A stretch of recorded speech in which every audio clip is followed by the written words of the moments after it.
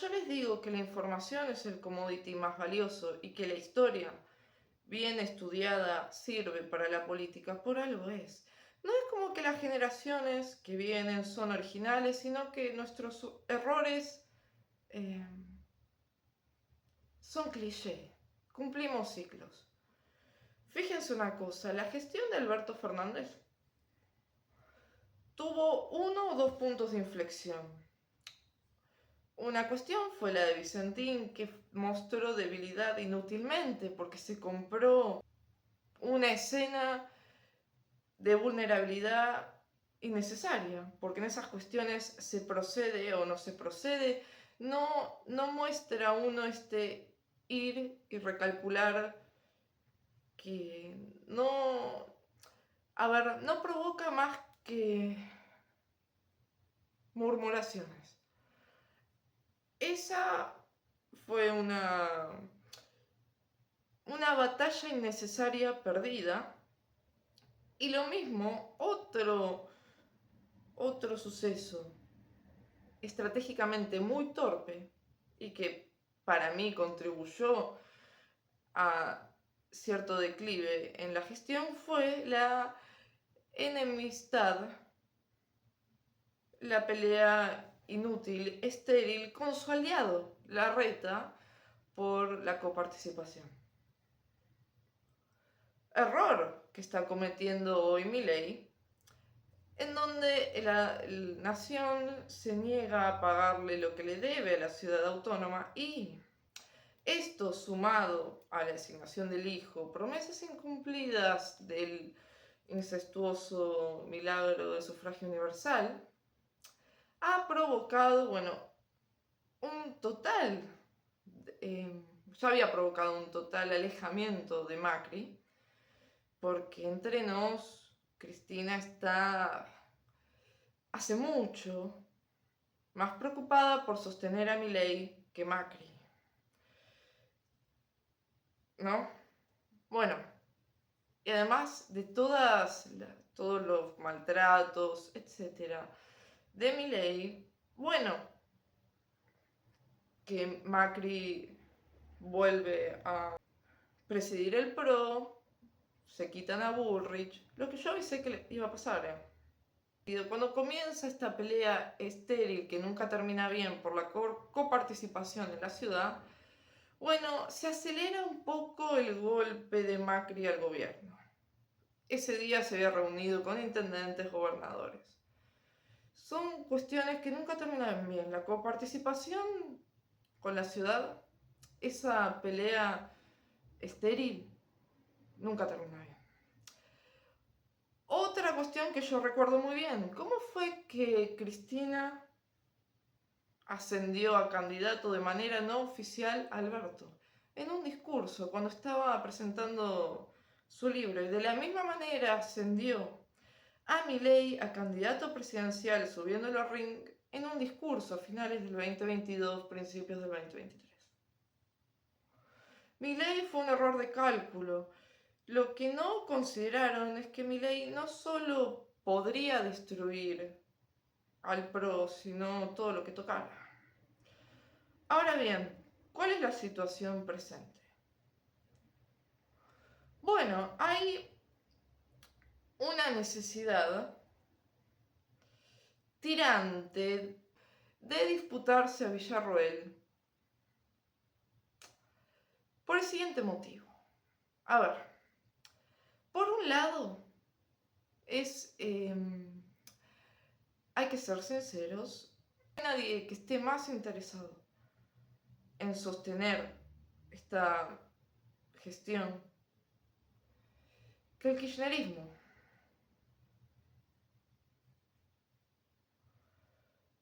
Recapitulemos un poco. Es curioso, muy curioso, que este gobierno haya removido todos los organismos oficiales que funcionaban como querellante en causas de corrupción contra CFK, pero en un abrupto arranque de valentía virtual de Santi Caputo, se solicitó que la CIDE funcione como querellante en la causa por espionaje en la época del macrismo. No debiste hacer eso. Todas esas cuestiones que no son más que provocaciones inútiles, batallas que se van a perder. A la vez, se sabe y se sabía hace un tiempo que el peronismo iba delicadamente a desligarse de la designación del hijo, iban a pedir algo más, que es la ampliación de la corte. Y Milei, que la astucia le es esquiva, estúpidamente, no solo es que insiste en el error del papelón del hijo, sino que se apropia de la decisión. Porque lo inteligente hubiese sido, una vez que, uno ve la polémica que genera, desligarse, que cayera en el limbo esa designación, pero lo que es seguro que no es inteligente hacer es apropiarse de esa designación. Él, con argumentos muy precarios, dice que el hijo es el más capacitado para llevar a cabo la reforma que él quiere hacer, reformas, ¿cuándo no? En el Poder Judicial. Bueno, lo cierto es que Cristina está haciendo las movidas en el gobierno que no está haciendo Milei, porque el poder no acepta vacíos, se llena. A pesar de los intentos de los peronistas en dejar pegado al PRO, la realidad estaría siendo otra. El kirchnerismo no tiene ningún apuro o ningún interés en que este régimen no termine. Por eso es que Cristina sale y dice lo de Villarruel. Un mito urbano de estos días en el cual los divulgadores de internet peronistas quieren llevar a Villarruel para su molino, pensando en un post-Milei, post-juicio político, y que podrían llegar a coincidir con Villarruel, etcétera, etcétera. Yo entiendo a lo que van, lo puedo llegar a entender, pero la verdad es que no es que Cristina, por una cuestión de dogmatismo o ideología, dice lo que dice, sino porque te está dejando en claro que lo que quieren lograr no va a suceder.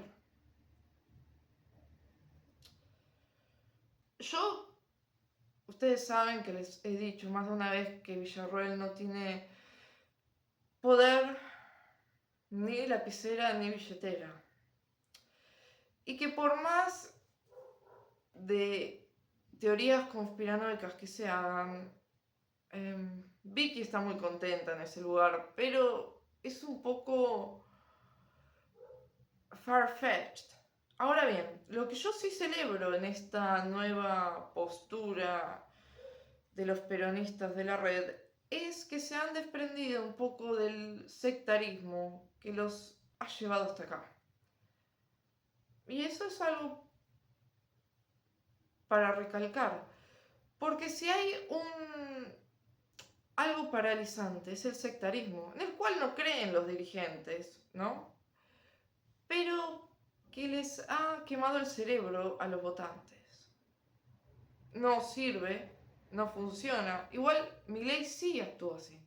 Milei sí tiene ese sectarismo en la cabeza, en modo secta. Por eso es que no funciona. Pero tampoco funcionaría si fuera un dictador. Porque, ¿qué creen? Como cuando dijo Franco, le decían que estaban persiguiendo opositores. Dice, pero si trabajan para nosotros. A ver, uno es astuto cuando está en política, sea dictador o no, porque Franco, muy a su pesar, fue más político de lo que él le hubiese gustado ser. Milei no funciona, porque además de ser un subnormal, tiene mentalidad de secta, de buenos y malos, y eso es un desvarío en el que ha caído muchas veces el peronismo, y que incluso no ha capitalizado lo suficiente mismas herramientas que ellos han creado. Por ejemplo, las PASO ha sido una herramienta que ha usado más el macrismo que el peronismo. Pero bueno, celebro ese alejamiento del peronismo al sectarismo. Celebro que consideren, bueno, tratar temas como la industrialización. Lo celebro. Es un avance en la sociedad argentina. Pero eso que plantean de una asamblea constituyente, siempre dice lo mismo, señores Moreno, lo veo medio... En caso que eso suceda, no va a quedar pegado el PRO. Pero bueno, sacando esas cuestiones, una batalla también innecesaria que libró Milei, y es realmente innecesario, fue la cuestión de las jubilaciones. Realmente el tema de las jubilaciones fue otra batalla innecesaria, perdida. Y conociéndolo a Milei, va a insistir en el error. ¿Por qué? De la misma manera que el peronismo cayó por su ataque insistente, obsesionado, emocional a la clase media y a la iglesia, Milei tiene que entender que de todas las batallas inútiles que ha librado, la batalla contra los jubilados, como decía Milton Friedman, no será gratis. ¿Por qué? Porque el jubilado es el votante típico de Macri y eventual votante de Milei. Y entonces está esta cuestión, estimo yo, ¿no? Que Milei tiene la esperanza que el voto de Macri fue neutralizado por él y que no existe más el voto al PRO. Y Macri tiene la especulación que, viendo cómo se desenvuelve esta no gestión, hay votos que vuelven a él. ¿Cuál es la realidad? Y lo único que ha hecho Milei con esta batalla estúpida es entregarle votos a Macri. Porque el jubilado es votante histórico del PRO. Si uno pregunta por ahí, va a ver que ese fue un punto de desagrado para más de un votante de Milei. Y él insiste en el error. Y va a insistir. Por eso es que yo dije que era un suicidio político. Porque lo es. Y además la defensa, el argumento, incluso que se ha enganchado todo tocaputo en eso, es de una riqueza. A ver, vamos a ser sinceros entre nos. En una economía informal que los liberales alientan, y sí es muy probable que haya más jubilados que aportantes, cosa que no estaría, arreglando este gobierno, lo está empeorando. Y si algo entiende el mundo, es que mejor es que la gente se incorpore siempre al sistema, que no haya outsiders. Todo eso es un núcleo de conflicto social. No es bueno tener marginales al sistema. No lo es. Pero bueno, el liberalismo tiene esa cosa muy precaria, tercermundista, aunque lo nieguen. Esas frases que inculcan, el sistema previsional está quebrado, es una estafa, cuando lo creó von Bismarck. Bueno, muchachos, ¿qué defienden? Porque, a ver, los que defienden eso nunca han aportado. Yo no creo que tengan mejor destino que un homeless. Están aceptando su fatal condición de morir bajo un puente, pero bueno, van a insistir en el error y ahí se les fueron los votos, ¿eh? Al menos del jubilado, si es que queda alguno vivo. Un suicidio político. Además, que mostró que, bueno, por un lado, Cristina le maneja el ajedrez político. Incluso ha designado gente en la bicameral de inteligencia que está bien. Ya hablamos lo que son los servicios estos. Pero Cristina está moviendo las piezas y a la vez Macri, el calabrés, se cobró la vendetta y te dio un golpe político en el Congreso. O sea, digamos, Milei mostró básicamente que está regalado. Ahora bien, ¿vieron que yo les dije que Santiago Caputo había sido salvado judicialmente? ¿Por qué? Porque ¿qué rótulo, qué etiqueta podrían ponerle a Santi? ¿El de monje negro? ¿Lo quieren comparar a Marcos Peña? Bueno, Marcos Peña era jefe de gabinete. ¿Qué cargo ocupa Santiago Caputo? No ocupaba ningún cargo. Se lo salvó legalmente porque nunca fue empleado oficial.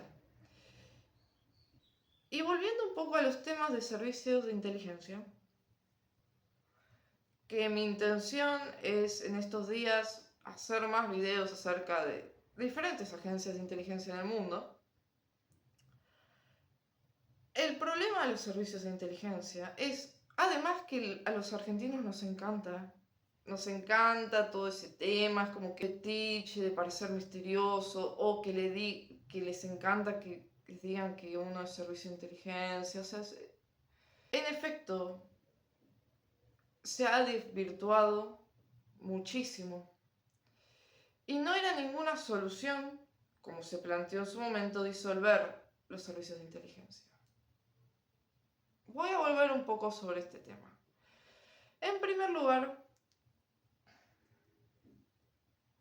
hay que entender que los servicios, la política no sobrevive sin inteligencia. Ningún líder político se ha mantenido sin inteligencia.